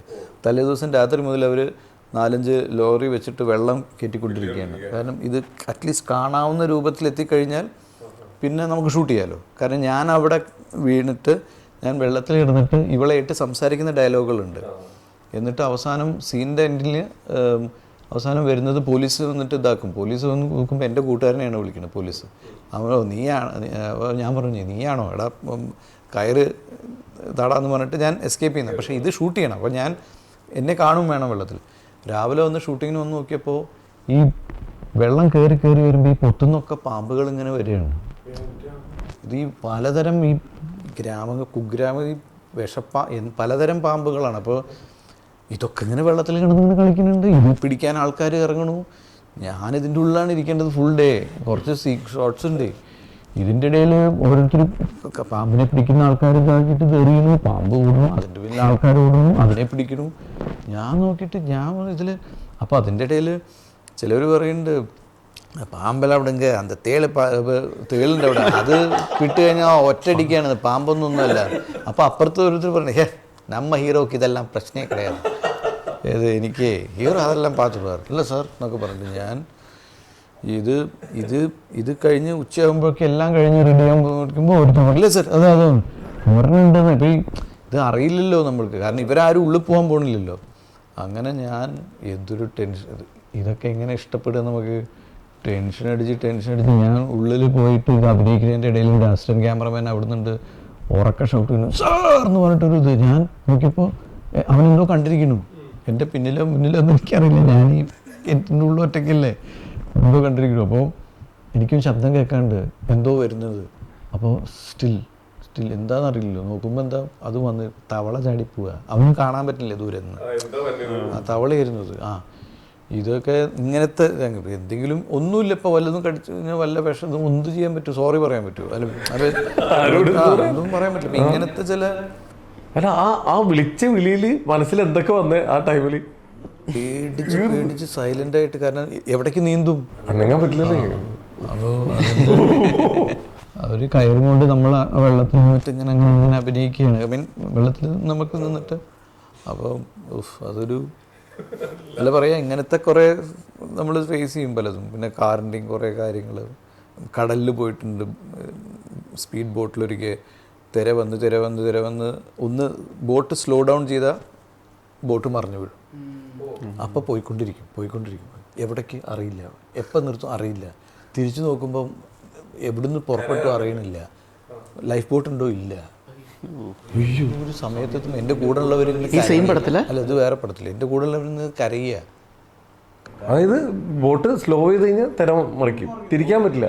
അവരൊന്നും ഒന്നെങ്കിൽ പറയണം, നമ്മൾ ഒന്നുമില്ല കുറച്ച് ദൂരം പോയിട്ട് നായികൻ്റെ അടുത്ത് ബായ് എന്ന് പറഞ്ഞിട്ട് ഞാനൊരു റെബല്യസ് ഒരു ക്യാരക്ടറാണ് അതിലൊരു സൂയിസൈഡ് ബോംബറൊക്കെ ആയിട്ട് അഭിനയിച്ചൊരു സാധനമാണ്. അവിടെ പോയിട്ട് ഇതാക്കുമ്പോൾ അത്രയേ ഉള്ളൂ. കുറച്ച് ദൂരം കുറച്ച് കഴിഞ്ഞപ്പോൾ ഡയറക്ടർ കട്ട് പറയില്ല, എന്നാൽ പോയിക്കോട്ടെ എന്ന് വെച്ചിട്ടുണ്ടാവും.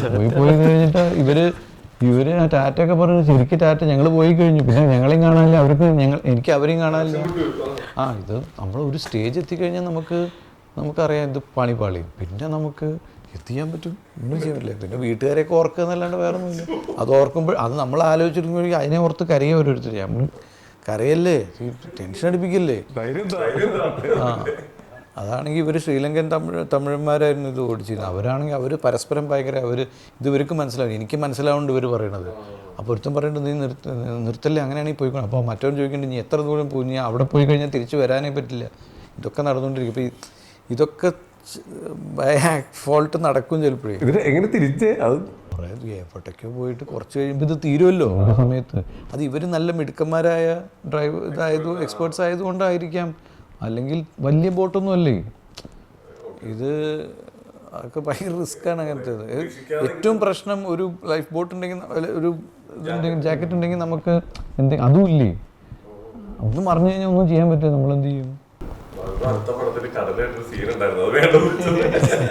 അതല്ല, ഇതൊക്കെ പോകുമ്പോൾ നമ്മളെപ്പോഴും ടേക്കൺ ഫോർ ഗ്രാൻഡഡാ പലവരും. എന്തോ ഭാഗ്യം കൊണ്ടൊക്കെ പലവരും ചെയ്തു പോണതായിരുന്നു. ഇത് മാത്രമല്ല പല പടങ്ങളും. അപ്പം ഞങ്ങൾ അതുകൊണ്ടൊക്കെ ഞങ്ങളുടെ അതിലൊക്കെ ഭയങ്കര അത് എനിക്ക് തോന്നുന്നത് പ്രൊഫഷണലിസം ആണെന്ന് തോന്നുന്നു. പ്രൊഫഷണൽസ് ശരിക്കും ശ്രദ്ധിച്ചിട്ട് തന്നെ ചെയ്യുള്ളൂ. അപ്പം ഈ ആക്സിഡൻറ്റ് പറ്റുന്നത് നമ്മുടെ കയ്യിലല്ല. അല്ലാതെ നമ്മൾ ഇപ്പം ഞാൻ ഈ പറഞ്ഞത് ആക്സിഡൻ്റ് അല്ല, ഇത് മണ്ടത്തരമായിരുന്നു. ഇപ്പം നേരത്തെ പറഞ്ഞു അല്ലേ, അത് അല്ല പറയാം, അങ്ങനെയൊന്നും ചെയ്യരുത്. അതൊക്കെ വളരെ നമ്മൾ ശ്രദ്ധിക്കണം. പിന്നെ അതുകൊണ്ടാണ് ചില ആക്ടേഴ്സ് പറയില്ല ഞാൻ പോവില്ല എന്നൊക്കെ പറയും. കേട്ടതൊന്നും അവനെന്താ ജാട, അവൻ ബുദ്ധിയുള്ളതുകൊണ്ട് പറയണതാണ്. കാരണം ഇവർ ചെയ്യുന്ന മണ്ടത്തരത്തിന് നിൽക്കാൻ പറ്റുമോ? പിന്നെ പലവരും നമ്മൾ അന്നത്തെ കാലത്ത് പലതും ചെയ്തിരുന്നു വെച്ചാൽ അയാൾ ഭയങ്കര ഫ്രണ്ട്ലിയാണ്, എല്ലാവരും എന്ന് വെച്ചാൽ എന്തോ ഭാഗ്യത്തിന് രക്ഷപ്പെട്ടു പോണതാ പലതും. ഇങ്ങനത്തെ അല്ല ഇതെന്തോ ഇത് ഡയറക്ടർ കട്ട് പറയാനും പറ്റിയില്ല. അല്ല ഞാൻ തിരിച്ചു വന്നപ്പോഴേ അവരില്ല, അവര് പോയി ഇരിക്കുക, അവര് പോയിന്ന് ഞങ്ങൾ. കാരണം അവർക്ക് എന്ത് ട്രിപ്പ് വേണ്ടാണോ ഫോൺ ചെയ്യാൻ പറ്റില്ല, ഒന്നും. ഞങ്ങൾ എവിടെയാണ് കാണാൻ തിരിച്ചു വന്നപ്പോ നീ വന്നല്ലേ, നീ വരില്ലെന്നാ വിചാരിച്ചത്. ഭയങ്കര ഹാപ്പി, ഭയങ്കര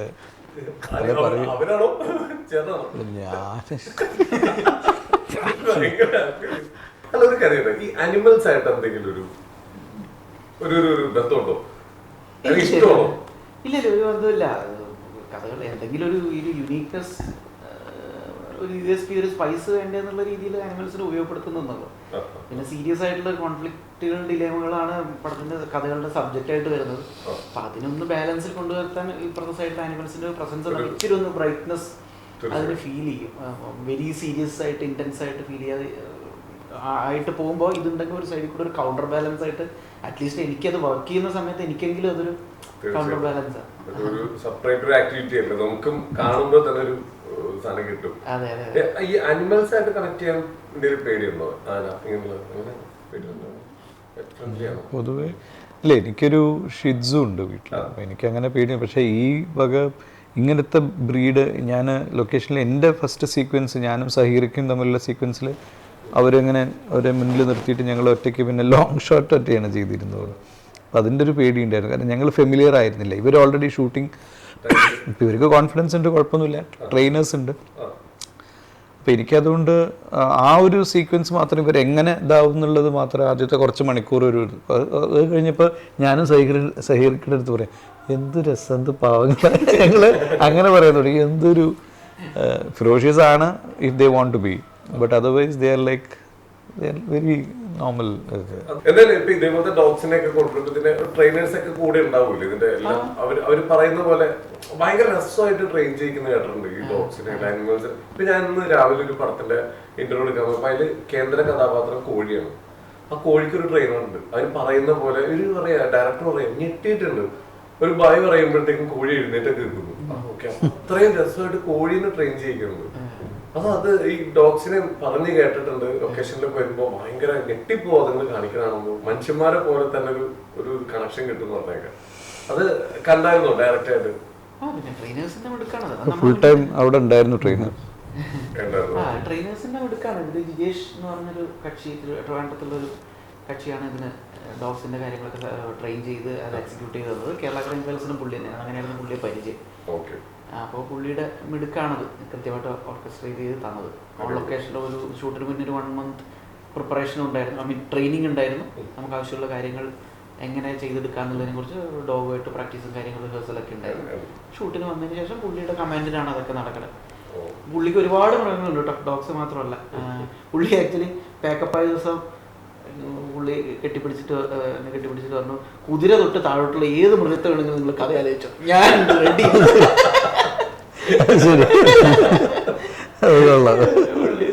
പുള്ളിയുടെ രസത്തിന് സന്തോഷത്തിൽ പറഞ്ഞ പുള്ളി എന്തൊക്കെയാണ് പക്ഷികൾ, ഒരുപാട് തരം പക്ഷികൾ, എലിയൊക്കെ നന്നായിട്ട് പറഞ്ഞനുസരിക്കും അത്ര. എനിക്കും കൗതുകമായിരുന്നു. പുള്ളി എന്നിട്ട് അതറിഞ്ഞൂടെ എന്ന് പറഞ്ഞ് പുള്ളിയുടെ കയ്യിലുള്ള വീഡിയോ ഒക്കെ എടുത്ത് കാണിച്ചു. എലി കൃത്യമായിട്ട് ഇങ്ങനെ വന്നിട്ട് എന്തോന്ന് എടുത്തിട്ട് പോകുന്നു എന്നൊക്കെയുള്ള കാര്യങ്ങൾ. പൂച്ച, പക്ഷികള്, കാക്ക ഒക്കെ പറഞ്ഞു. കാക്കയാ? ഞാൻ ചോദിച്ചു കാക്കയോ? പിന്നെ കാക്കയെ വെച്ചിട്ട് എന്തൊക്കെ ചെയ്യാൻ പറ്റും എന്ന് കാണിച്ചപ്പോ പുള്ളി ഇങ്ങനെയൊക്കെ ചെയ്യാൻ പറ്റും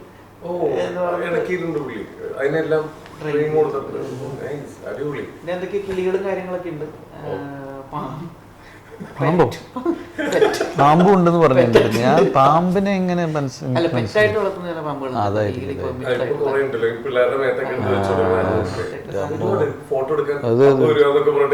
പിന്നെ ഇതിൽ വേണ്ടതെന്ന് വെച്ച് കഴിഞ്ഞാൽ അവരുടെ വില്ലിങ്നെസ്സും അവരുടെ ഐഡിയയും ക്രാഫ്റ്റും ആണ് ഇതിൽ വേണ്ടത്. എല്ലാം നമുക്ക് ഇപ്പോൾ നമ്മുടെ സബ്ജക്റ്റിലുള്ള ഒരു പർട്ടിക്കുലർ ആനിമൽ ചിലപ്പോൾ അവരുടെ കയ്യിൽ ഇല്ലായിരിക്കും. പക്ഷെ അത് ഡിമാൻഡ് വന്നു കഴിഞ്ഞാൽ അവർ ആ ആനിമൽ പർട്ടിക്കുലർലി എവിടെയാണ് ഉള്ളതെന്ന് അന്വേഷിച്ച് അവിടുന്ന് വാങ്ങിയിട്ടോ അവിടുന്ന് ലീസിന് പോലെ എടുത്തിട്ടോ ആ സിനിമയ്ക്ക് ആവശ്യമുള്ള രീതിയിൽ അതിന് വേണ്ട പരിശീലനങ്ങൾ കൊടുത്തിട്ട് ആ സിനിമയ്ക്ക് ആവശ്യമുള്ള കാര്യങ്ങളൊക്കെ ചെയ്ത് ഷൂട്ടിങ് കഴിഞ്ഞ് അതിനെ എടുത്ത സ്ഥലത്ത് എവിടെയാണ് അവിടത്തേക്ക് തന്നെ തിരിച്ചേൽപ്പിക്കും. അങ്ങനെയും ചെയ്യാൻ പറ്റും. പക്ഷേ ഇതിനൊക്കെ വേണ്ടത് ക്രിയേറ്റിവിറ്റിയും ക്രാഫ്റ്റുമാണ്. ആനിമൽസിനെ എടുത്ത് ഇങ്ങനെ അപ്പോൾ ആ ഒരു ഡയറക്ട്നെസ് ജിജേഷ് ഭായിക്ക് ഉണ്ട്. ഏത് ആനിമലിൽ ഉണ്ടായാലും ഞാൻ ഈ പറഞ്ഞത് ഇത്രയും ആനിമൽസ് കുതിരോട്ട് താഴോട്ട് എന്ന് പറഞ്ഞാൽ എല്ലാ ആനിമൽസും പുള്ളിയുടെ കസ്റ്റഡിയിലുണ്ടെന്നല്ല അർത്ഥം.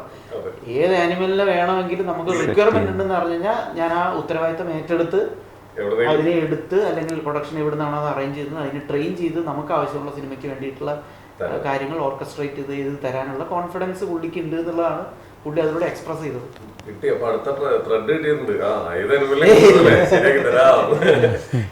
സന്ദീപിനെ കുറിച്ച് ഭയങ്കര ഡെഡിക്കേറ്റഡ്, കമ്മിറ്റഡ്, ഭയങ്കര ന്യൂആൻസ് ആയിട്ട് പെർഫോം ചെയ്യാൻ പറ്റുന്ന ആളാണ്.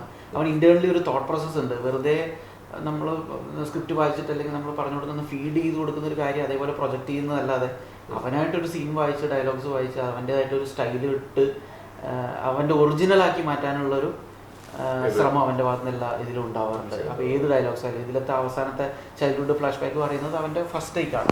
അപ്പോൾ അത് അവൻ പറഞ്ഞിരിക്കുന്ന രീതിയൊക്കെ അവൻ്റേതായിട്ടുള്ള ഒരു ഇൻഡിജിനിയസ് അല്ലെങ്കിൽ ഇന്നേറ്റ് ആയിട്ടുള്ളൊരു ഒറിജിനൽ പ്രസൻറ്റേഷനാണ് അവനത് റെൻഡർ ചെയ്തിരിക്കുന്നത്. അതിൻ്റെ പോസുകളുടെ എക്സ്പ്രഷൻസ് ഭാവങ്ങളൊക്കെ. അപ്പോൾ ഒന്നെന്ന് വെച്ചാൽ ഈ ക്യാരക്ടർ ആ സെറ്റിങ്ങും 80s ഏർലി 80s അല്ലെങ്കിൽ ലേറ്റ് 70s പോലുള്ള നടക്കുന്ന ഒരു ആ കാലഘട്ടവും ഇങ്ങനെ ഒരു റൂറൽ ഗ്രാമവും കാര്യങ്ങളൊന്നും നേരിട്ട് കണ്ടോ അല്ലെങ്കിൽ റെഫറൻസ് എടുക്കാനോ പാകത്തിലൊന്നും ഉള്ള പരിചയം കണ്ടുപരിചയം കേട്ടുപരിചയമോ സന്ദീപിനില്ല. അപ്പോൾ എന്നിട്ടും അവൻ കറക്റ്റായിട്ട് എന്താണ് അതിലേക്ക് ഫിറ്റിൻ ചെയ്തു. അതിനൊന്നും വലിയ എഫേർട്ടൊന്നും വേണ്ടി വന്നില്ല. അവനെല്ലാം എഫേർട്ട്ലെസ് ആയിട്ടാണ് എല്ലാം ചെയ്തത്. ഒന്നിനു വേണ്ടി ഭയങ്കരമായിട്ട് എന്താണ് മരിച്ചു കിടന്ന് പ്രിപ്പയർ ചെയ്യേണ്ടി വരിക എന്ന് പറയുന്ന രീതിയിലുള്ളൊരു ഡെസ്പറേഷൻ ഒന്നും ഒരു പോയിന്റിലും കാണേണ്ടി വന്നിട്ടില്ല. അവൻ ഏത് സാധനം ചെയ്യാം എന്ന് പറഞ്ഞിരുന്നു. ഇപ്പം ഈ പറഞ്ഞ ചൈൽഡ്ഹുഡ് മോണോലോഗ് പറയുന്നതാണെങ്കിൽ പോലും ആ ഷോട്ട് എടുക്കുന്നതിന് മുന്നേ പോലും അവൻ സീൻ പേപ്പർ നോക്കിയതായിട്ട് എൻ്റെ ഓർമ്മയിലില്ല. എൻ്റെ ഓർമ്മയിലില്ല. അവൻ തലേന്ന് തന്നെ പഠിച്ച് പ്രിപ്പയർ ആയിട്ട് തന്നെ വരുന്നത്. അവനറിയാം നെക്സ്റ്റ് ഡേ ഷൂട്ട് ഹെക്റ്റിക്കാണ്, ഇത്രയും ഫൈറ്റ് സീക്വൻസ് ഉണ്ട്, അതിനുള്ളിൽ ഡയലോഗ് ഉണ്ട്, സമയം നമുക്ക് കുറവാണ്, മഴ വേണമെങ്കിൽ എപ്പോൾ വരുന്ന അവസ്ഥയാണ്.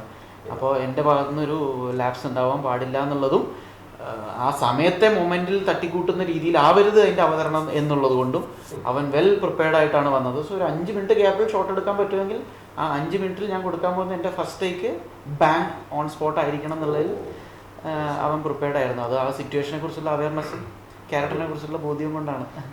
എന്തായാലും ഇതിൽ മൊത്തത്തിൽ ഇപ്പോൾ നമുക്ക് ഇനി വളരെ ചെറിയ സമയത്തിൽ വൈൻഡപ്പ് ചെയ്യാം. കാരണം കൂടുതൽ വിശേഷങ്ങളൊക്കെ നമുക്ക് ആ ബിഗ് സ്ക്രീനിൽ തന്നെ കാണണം എല്ലാവരും.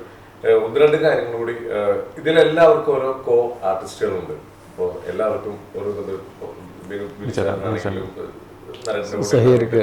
എല്ലാവരും ആ ഒരു എന്താ പറയുക ആ ഒരു കണക്ഷൻ, ആ ഒരു കെമിസ്ട്രി ഭയങ്കരമായിട്ട് വർക്ക്ഔട്ട് ആയിട്ടുണ്ട്. അത് ഭയങ്കര രസമായിട്ടുണ്ട്. അങ്ങ് ഒഴുകി പോവുമായിരുന്നു. അതെന്തായാലും അദ്ദേഹത്തിന്റെ ഒരു കഴിവ് അതിന്റെ പുറകിൽ ഭയങ്കരമായിട്ടുണ്ട്. ഇതിൽ അഭിനയിച്ചേക്കുന്ന ഓരോ ആർട്ടിസ്റ്റുകളെ കുറിച്ച് എനിക്ക് പറയാൻ പേടിയാണ്. ഇത് ഇങ്ങനെ പുറത്തേക്ക് പോകുന്നു. കാരണം ഇതിൽ അഭിനയിച്ചേക്കുന്ന ഓരോ ആർട്ടിസ്റ്റുകളും എക്സലന്റ്. ഇതിൽ എടുത്ത് പറയേണ്ടത് ഇതിന്റെ ബാക്കിൽ വർക്ക് ചെയ്തേക്കുന്ന ക്യാമറയുടെ പുറകിൽ വർക്ക് ചെയ്യുന്ന ആർട്ടാണെങ്കിലും എല്ലാ സൈഡും ഗംഭീരമായിട്ടുള്ളൊരു വർക്ക്. എന്തായാലും ഇത് മ്യൂസിക്, ആ music, ഓ, music. ഓഡിയോഗ്രാഫി വിഷ്ണു, എഡിറ്റർ സൂരജേട്ടൻ, എഡിറ്റർ സൂരജ്, മേക്കപ്പ് റഷീദ് ഖാ, കോസ്റ്റ്യൂം സുജിത് സുധാകരൻ. അപ്പോൾ ഇതിലൊന്നും കോസ്റ്റ്യൂം ഓക്കെ, അത് നമ്മൾ ഒരിടത്തും അതിനുള്ള ചോദ്യങ്ങൾ വരാത്തതുകൊണ്ടാണ് അതിനെക്കുറിച്ചൊന്നും സംസാരിക്കേണ്ടി വന്നിട്ടില്ലായിരുന്നത്. മേക്കപ്പ് ആൻഡ് കോസ്റ്റ്യൂംസ് ഒക്കെ ഇതിലത്തെ കോസ്റ്റ്യൂം സുജിത്തേട്ടൻ കൊടുത്തിരിക്കുന്ന വെച്ചാൽ മറ്റൊരു പടത്തിൽ ഉപയോഗിച്ചതുപോലെയുള്ള ഒരു കോസ്റ്റ്യൂം ക്രിയേറ്റ് ചെയ്യാനല്ല ട്രൈ ചെയ്തിട്ടുള്ളത്. അതിലൊരു ഒറിജിനൽ സ്റ്റൈൽ കൊണ്ടുവരാൻ വേണ്ടി ശ്രമിച്ചിട്ടുണ്ട്. അത് ഭയങ്കരമായിട്ട് ആഡ് ആയിട്ടുണ്ട്. പിന്നെ നമുക്ക് ഉണ്ടായിരുന്ന ആഗ്രഹമുള്ള ഒരു കാര്യമാണ്, നമ്മളെപ്പോഴും നമ്മൾ സിനിമയാണ് നമ്മൾ എഡ്യൂക്കേറ്റ് ചെയ്ത് വെച്ചിരിക്കുന്നത്. അത് കുറേയൊക്കെ ഫാൾസ് എഡ്യൂക്കേഷനാണ്.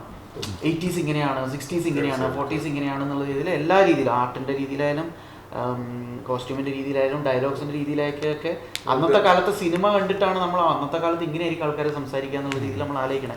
അത് ഓരോന്നും അങ്ങനെയല്ല എന്ന് ബോധ്യപ്പെട്ട ഒരുപാട് സിറ്റുവേഷൻസ് ഉണ്ടായിട്ടുണ്ട്. ഇപ്പോൾ ഈ എൻ എം പിള്ള സാറിന് ഞാൻ എന്ന് പറയുന്ന ബുക്ക് വായിച്ചാൽ അതിൽ എൻ എം പിള്ള സാറിൻ്റെ 1930s തൊട്ട് അല്ലെങ്കിൽ 20s തൊട്ട് അങ്ങാണ്ടുള്ള അനുഭവങ്ങളാണ് ആ ബുക്കിലുള്ളത്. അപ്പോൾ പുള്ളി അതിൽ ഇടപഴകുന്ന ആൾക്കാരുമായിട്ട് പുള്ളി നടത്തിയ സംഭാഷണങ്ങൾ 30s-ലും 40s-ലും വിദേശ നാട്ടിൽ പോയിട്ട് അല്ലെങ്കിൽ ഇവിടെ കേരളത്തിലുള്ള സമയത്തൊക്കെ ഇടപെട്ട ഡയലോഗുകളും ഒക്കെ അതിൽ വരുന്നുണ്ട്, പ്രയോഗങ്ങളൊക്കെ. അതൊക്കെ വളരെ കറണ്ടാണ്. അല്ലാതെ ഇത് അവർ ജീവിച്ച ലൈഫ് ടൈമിനെ കുറിച്ചാണ് അവർ എഴുതുന്നത്. അല്ലാതെ ഇത് പീരീഡാണ്, എൻ്റെ ബയോഗ്രഫി പീരീഡാണ്, ഓട്ടോബയോഗ്രഫി പീരീഡാണ് എന്നുള്ള രീതിയിൽ ഒരു പീരീഡ് ഫോഴ്സ്ഡ് ഡയലോഗ്സ് ചെയ്യാനല്ലല്ലോ. അവർ പറഞ്ഞ എക്സാക്ട് ഡയലോഗ് എന്താണെന്നാണ് നമ്മൾ കേൾക്കണേ. അതിൽ ഫ്രീക്വൻ്റ് ആയിട്ട് നമ്മൾ ഇന്നത്തെ കാലത്ത് ഉപയോഗിക്കുന്ന രീതിയിലുള്ള ഇംഗ്ലീഷ് ഫ്രേസുകളുണ്ട്, മലയാളം ഫ്രേസുകളുണ്ട്. ഇതുപോലെ തന്നെ വീക്കെൻഡിൻ്റെ ഒക്കെ ആ സമയത്ത് 1940s-ലോ 50s-ലൊക്കെ എഴുതിയ പല ആർട്ടിക്കിൾസ് ഒക്കെ ഉണ്ട്, കഥകളെല്ലാം പറയണേ, ലേഖനങ്ങളും കാര്യങ്ങളും ഒക്കെ ഉണ്ട്. ഒരു ഡൽഹി ഡയറി എന്നൊക്കെ പറഞ്ഞിട്ടുള്ള അത് ബുക്കൊക്കെ ആയിട്ട് ഇറങ്ങിയിട്ടുണ്ട്. 50s-ൽ പുള്ളി ഡൽഹിയിൽ ചെയ്തുകൊണ്ടിരുന്ന സമയത്ത് ഒരു വീക്ക്ലി അല്ലെങ്കിൽ ട്വൈസ് എ വീക്ക്ലി എന്നുള്ള രീതിയിൽ, എന്താ പറയുക, ഫോർട്ട് നൈറ്റ്ലിയോ എന്നുള്ള രീതിയിൽ മാതൃഭൂമിക്കെങ്ങാണ്ട് അച്ചടിക്കാൻ പാകത്തിൽ ഡൽഹിയിലത്തെ അപ്ഡേറ്റ്സ് ഒക്കെ വെച്ചിട്ട് പുള്ളി ഒരു കുറിപ്പൊക്കെ വെച്ചിട്ടുണ്ട്. അതൊക്കെ വായിക്കുമ്പോൾ ഭയങ്കര സർപ്രൈസ്. അതൊക്കെ വെച്ചാൽ ഇന്ന് രാത്രി അവിടെ പോയി ഇങ്ങനെ ഇവന്റുകളൊക്കെ ഉണ്ടായിരുന്നു. ഇപ്പോൾ KFC-ലാണ് കഴിക്കാൻ പോയത്. അസാൾട്ടായിട്ടാണ് പറയുന്നത്. 54-ലത്തെ അനുഭവമാണ് പറയുന്നത്. KFC ഫ്രൈഡ് റൈസും ചില്ലി ചിക്കൻ ആയിരുന്നു കഴിച്ചത്. മനസ്സിലായില്ലേ? ഇത്രയും ലാഘവത്തോടെയാണ് അന്നത്തെയൊക്കെ ലൈഫ് സ്റ്റൈല്. ഡയലോഗുകൾ ഇതുപോലെയാണ്. നേരെ മറിച്ച് ഇവിടുന്ന് ഇപ്പം നമ്മൾ ആൾക്കാരെ പല സുഹൃത്തുക്കളുടെ ചർച്ചകളിലൊക്കെ നമ്മൾ നിസ്സാരമായ കാര്യങ്ങൾക്ക് വേണ്ടിയിട്ടൊക്കെ ആൾക്കാർ ഡിബേറ്റ് ചെയ്യുന്നത് കേൾക്കാറുണ്ട്. അന്നത്തെ കാലത്ത് താങ്ക്സ് പറയോ എന്നൊക്കെയാണ് ചോദിക്കണത്. ഇത് 85-ൽ താങ്ക്സ് പറയോ എന്നൊക്കെ ചോദിക്കണം, നന്ദി എന്നൊക്കെ പറയണ്ടേ രീതിയിൽ. അതങ്ങനെയല്ല. അത് എന്തുകൊണ്ടാണ് അത് അങ്ങനെ ഒരു ഫാൾസ് ഇൻഫോംഡ് ആയിട്ട് വെച്ച് കഴിഞ്ഞാൽ ചില സിനിമകളും നമ്മളെ മിസ്ഫെഡ് ചെയ്തുകൊണ്ടിരിക്കുകയാണ്. അപ്പോൾ നമ്മളത് ആലോചിക്കണം. 80s 70s-ലുള്ള സ്റ്റുഡിയോ, അന്നത്തെ സ്റ്റുഡിയോ കൾച്ചറിലുള്ള തിയേറ്റർ ബാക്ക്ഡ്രോപ്പിൽ നിന്നാണല്ലോ സിനിമ അങ്ങോട്ട് വരുന്നത്. അപ്പം അന്നത്തെ കാലത്തെ ഒരു സെറ്റപ്പിൽ നിന്നുകൊണ്ടാണ് അവർ ആ സിനിമയെ അത്തരം ഡയലോഗുകളൊക്കെ അങ്ങനെയായിരുന്നത്. ഡസൻ മീൻ അന്നത്തെ റിയൽ ലൈഫ് അങ്ങനെയായിരുന്നു എന്ന് അർത്ഥമില്ല. ഏതായാലും ഒറ്റ ക്വസ്റ്റ്യൻ കൂടി നരേട്ടനെ നേരിട്ട് കാണുമ്പോൾ എപ്പോഴെങ്കിലും കാണുമ്പോൾ ചോദിക്കണം, എനിക്ക് ഇപ്പോഴോട് ചോദിക്കുന്നത്. ഫോർ ദ പീപ്പിൾ സിനിമ ഇറങ്ങിയ ആ ഒരു കാലഘട്ടം, സോഷ്യൽ മീഡിയ ഇല്ല, ഒന്നുമില്ല. നമ്മൾ ആ TV-യിൽ മറ്റേ ലജ്ജാവതി പാട്ട് വരാൻ വേണ്ടിയിട്ട് ചിത്രഗീതം അല്ലെങ്കിൽ ജൂക്ക് ബോക്സ് ഇങ്ങനെയുള്ളതൊക്കെ വെയിറ്റ് ചെയ്തിരുന്നൊരു കാലഘട്ടമാണ്. കാരണം അന്ന് ഇല്ല, സോഷ്യൽ മീഡിയ ഇല്ലല്ലോ. പക്ഷെ അന്നും ട്രെൻഡായിരുന്നത്. ട്രെൻഡ് എന്ന് പറഞ്ഞു കഴിഞ്ഞാൽ ഒരു സ്കൂളിൽ ഒരു എന്തെങ്കിലും പരിപാടി ഉണ്ടെങ്കിൽ പിള്ളേർ എൻഡേഴ്സ് ബൈക്കായിട്ട് വരിക. എവിടെ എൻ്റെ വീടിൻ്റെ അടുത്ത് CD കട, 8 the people എന്ന് പറഞ്ഞ കുറച്ച് പിള്ളേർ വന്നിട്ട് ഈ വ്യാജ CD വിളിച്ചത് പോലീസ് 8 the people പോലീസുകാരൊന്നും വിളിച്ചോണ്ട് പോകാൻ, എന്നിട്ട് അത് പേപ്പറിലുണ്ടായി. അപ്പൊ ഇങ്ങനെയൊക്കെ സംഭവങ്ങൾ ഉണ്ടായിട്ടുണ്ട്. ആ ട്രെൻഡിനെ കുറിച്ച് ഒന്ന് പറയാമോ? ആ സിനിമ ഉണ്ടാക്കിയ ട്രെൻഡ് ഒരു വ്യത്യസ്തമായ ട്രെൻഡായിരുന്നു. അതൊരു ട്രെൻഡ് സെറ്റർ തന്നെയായിരുന്നു പടം. ആദ്യമായിട്ടായിരുന്നു എനിക്ക് തോന്നുന്നു മലയാളത്തിലും അങ്ങനെ സിനിമ കഴിഞ്ഞിട്ട് തിയേറ്ററിൽ ജനങ്ങൾ ഡാൻസ് ചെയ്യുന്ന ഒരു ഇതൊക്കെ ഉണ്ടായിരുന്നു ആ പാട്ട് ലാസ്റ്റും കൂടി വെച്ചപ്പോഴേ. അപ്പം അങ്ങനെ പൊതുവേ നമുക്കെപ്പോഴും പല ഓഡിയൻസും അന്ന് ഞാൻ പറഞ്ഞു കേട്ടിട്ടുണ്ട്, ഈ പല സ്റ്റേറ്റിലെ ഓഡിയൻസും ഭയങ്കരമായി ഇമോട്ട് ചെയ്താലും മലയാളി എപ്പോഴും കാണുമ്പോൾ നോക്കട്ടെ എന്നുള്ള രീതിയിലത്തെ ഒരു ആറ്റിറ്റ്യൂഡ് പലവർക്കും, നമുക്ക് പലതും അറിയാം അല്ലെങ്കിൽ നമ്മൾ ഇൻ്റലിജൻ്റ് ആണ് എന്നുള്ളൊരു സാധനം കൊണ്ട് തന്നെ എല്ലാവരും അങ്ങനെ ഭയങ്കരമായി ഇളകി മറിഞ്ഞ് ഉള്ളൊരു ബോഡി ലാംഗ്വേജ് പലരിൽ നിന്നും വരില്ല എന്ന് കേട്ടിട്ടുണ്ട്. പക്ഷേ അത് ഒന്ന് ബ്രേക്ക് ചെയ്തൊരു പടം ഈ പടമായിരുന്നു. അറ്റ്ലീസ്റ്റ് ഈ ആൾക്കാർ ഡാൻസ് ചെയ്യാൻ തുടങ്ങുന്നതിനെ പറ്റി പറഞ്ഞതാണ്. അപ്പോൾ കാരണം തമിഴ്നാട്ടിലൊക്കെ ഇത് പലപ്പോഴും നടക്കുന്നതാണ്, ഇവിടെ നടക്കാറില്ല. അപ്പോൾ അത് ഒരു ട്രെൻഡ് സെറ്റർ ആയിരുന്നു. പിന്നെ എല്ലാം ന്യൂ കമ്മേഴ്സ് ആയിരുന്നു, പുതിയ പയ്യന്മാർ. ഞാനും പോലീസാണെങ്കിലും ഞാനും ന്യൂ കമ്മറാണ് അതിൽ. അപ്പോൾ അതൊരു ഈ പറഞ്ഞ പോലെ അതൊരു പിന്നെ ജനങ്ങൾ ഇവരുടെ പക്ഷത്താണല്ലോ സബ്ജക്റ്റ് വൈസ്. അപ്പോൾ അത് എല്ലാവരുടെ മനസ്സിലും ഉണ്ട്. ഈ ഇങ്ങനെ അനീതിക്കെതിരെ നമ്മുടേതായ സാധനമുണ്ട്. അപ്പോൾ ഇത് ജസ്റ്റ് ഒരു പടം ഹിറ്റാവുന്നതിനെക്കാട്ടിലും പാട്ട് ഹിറ്റാവുന്നതിനെക്കാട്ടിലും it's like everybody wants to be for the പീപ്പിളിൻ്റെ ഒരു സാധനം കൂടി ഉണ്ടായിരുന്നിരിക്കുക, എനിക്കറിയില്ല. അപ്പോൾ അതൊരു ഈ പറഞ്ഞ പോലെ എവിടെ ചെല്ലുമ്പോഴും ഇതൊരു ട്രെൻഡായിരുന്നു. അപ്പോൾ ഞാനെപ്പോഴും ഈ ചോദ്യത്തിന് എപ്പോഴും ആലോചിക്കാറുണ്ട്, അപ്പോഴൊക്കെ സോഷ്യൽ മീഡിയ ഉണ്ടായിരുന്നെങ്കിൽ എന്ന് ഞാൻ എപ്പോഴും ചിന്തിക്കാറുണ്ട്. അപ്പോൾ എൻ്റെ ഫ്രണ്ട്സും പറയടാ നീ വന്ന സമയത്ത് ഒന്നും ഉണ്ടായിരുന്നില്ല, അതുമാത്രമല്ല ക്ലാസ്മേറ്റ്സ് ഉള്ള സമയത്ത് ഒന്നും ഉണ്ടായിരുന്നില്ല. എനിവേസ് എല്ലാവരും പറയും അതൊരു പിന്നെ അറ്റ്ലീസ്റ്റ് വി കെയിം അല്ലേ, അത് വളരെ അപൂർവം പേർക്ക് കിട്ടുന്ന ഒരു ട്രെൻഡ് കൊണ്ടുവന്ന ക്ലാസ്മേറ്റ് ആണെങ്കിലും മാതൃകയില്ലാത്തൊരു പടമായിരുന്നു കൂടെ കുറെ നടന്മാരും ഒരു ഗായകരും പിന്നെ ഒരു മ്യൂസിക് ഡയറക്ടറും. അതെ അതെ ഇവിടെ പിന്നെ പിന്നെ നിൽക്കാൻ പറ്റിയിട്ടില്ല, പുള്ളി പറഞ്ഞുകൊണ്ടിരിക്കുകയായിരുന്നു. പുള്ളി വരാൻ വേണ്ടിട്ട് സ്റ്റേഡിയത്തിലൊക്കെ ഒരു വലിയൊരു പ്രോഗ്രാം വെയിറ്റ് ചെയ്തിട്ടുണ്ട്. പിന്നെ ഇതൊക്കെ ഐഡന്റിഫൈ ചെയ്യുന്നതിനൊക്കെ one man, that is Jayaraj സാറിൻ്റെ ഒരു ജഡ്ജ്മെന്റ് ആണിത്. See it's just one man's judgment. അതും അദ്ദേഹം ഇതുവരെ അങ്ങനത്തെ ഒരു പടം ചെയ്തിട്ടില്ല.